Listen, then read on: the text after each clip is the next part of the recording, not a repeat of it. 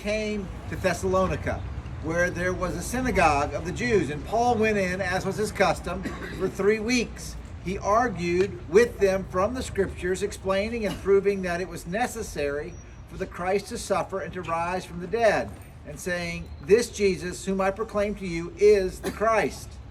And some of them were persuaded and joined Paul and Silas, as did a great many of the devout Greeks and not a few of the leading women.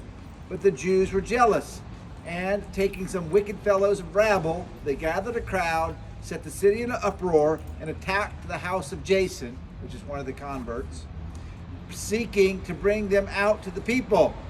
And they could not find them. They dragged Jason and some of the brethren before the city authorities, crying, "These men who have turned the world upside down have come here also, and Jason has received them, and they are all against the decrees of Caesar, saying that there is another king, Jesus." And the people and the city authorities were disturbed when they heard this, and when they had taken security from Jason and the rest, they let them go. Security's money, a bribe, basically. When they took money, then the brethren immediately sent Paul and Silas away to Beroea, and when they arrived, they went into the Jewish synagogue. Now these Jews were more noble than those in Thessalonica, for they received the word with all eagerness, examining the scriptures daily to see if these things were so. Many of them therefore believed, with not a few Greek women of high standing as well as the men. But when the Jews of Thessalonica learned that the word of God was proclaimed by Paul at Beroea, also they came there, stirring up and inciting crowds.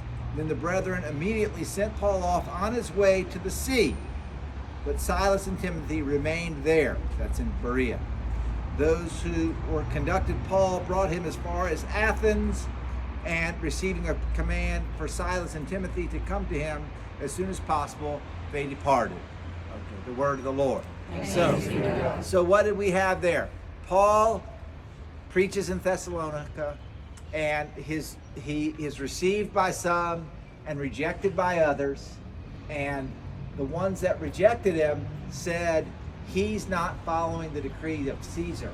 Okay, so they were worried about their special right as Jews, because Paul is presenting himself as a Jew. He's going to the synagogue, proclaiming, hey, guess what?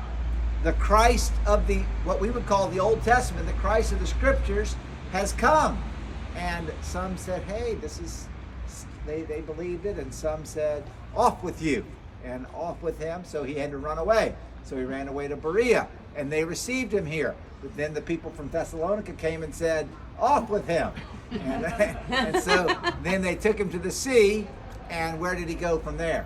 He went down to Athens. So what about Beroea? What about Thessalonica? And Paul's going to end up establishing that Christian community in Thessalonica, and many scholars, not all, but many scholars say the first letters that Paul wrote were the letters back to the Thessalonians, to encourage them and to answer some questions that they had.